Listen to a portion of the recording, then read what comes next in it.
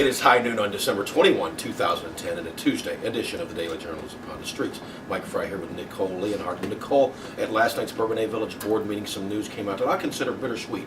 Chief Joe Beard, the police chief over there for the past 31 years, has announced his retirement effective January 1. It's right around the corner.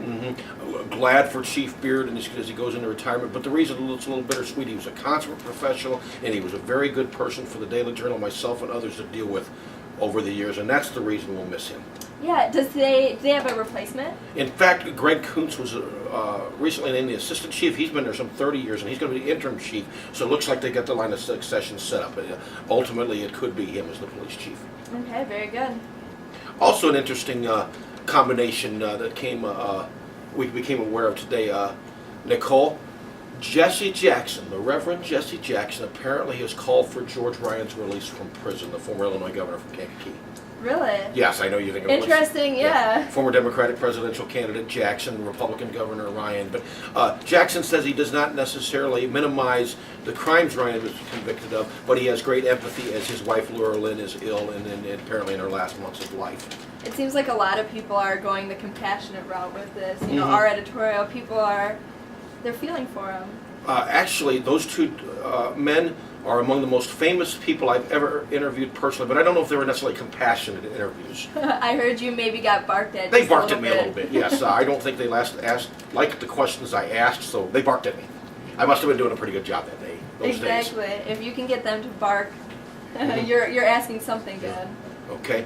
I'd like to bark right now, not at the moon, but at the weather in general. That weather is not preferable weather to me, Nicole. I hear it's pretty bad out here. It is. It was not fun scraping off my car this morning, but Dennis Yohnka has the forecast. Hi, this is Dennis Yohnka, the writer, columnist, and weatherman today.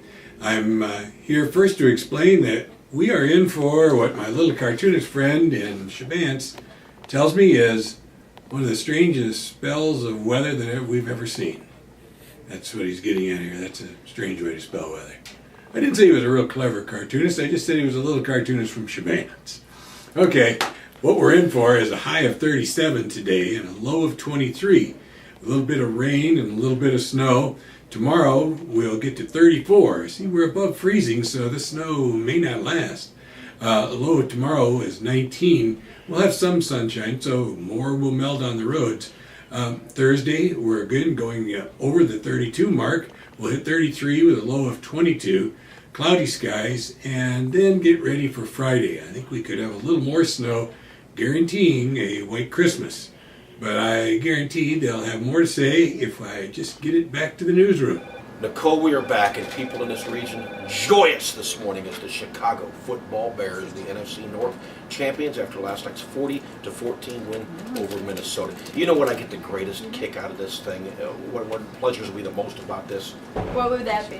These prognosticators that think they're experts and think they know everything out of football don't know anything, all right? Go back to September. Oh, the Vikings and the Cowboys, those teams will be battling it out for the Super Bowl. Well, I just looked at the standings. Those two teams are 5-9, and the only way they'll get to the Super Bowl is so they buy tickets to get in. The Bears, meanwhile, who nobody picked, 10-4, could get in that Super Bowl. I know I'm pulling for them, so hey, take that, okay? That's why they play the games.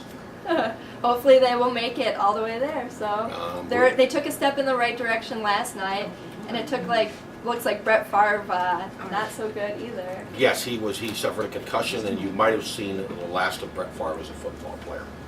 No good. Well, depending on your viewpoint, okay? No good for Brett. No good for Brett. Yeah, I suppose not. That'll do it for the news at noon today. You can subscribe to the Daily Journal by calling 815-937-3322, and you can also pick it up at the newsstands. And so until tomorrow. Stay informed and try and stay warm. And we want to wish Nikki Fry a happy birthday. That's my mom. I did.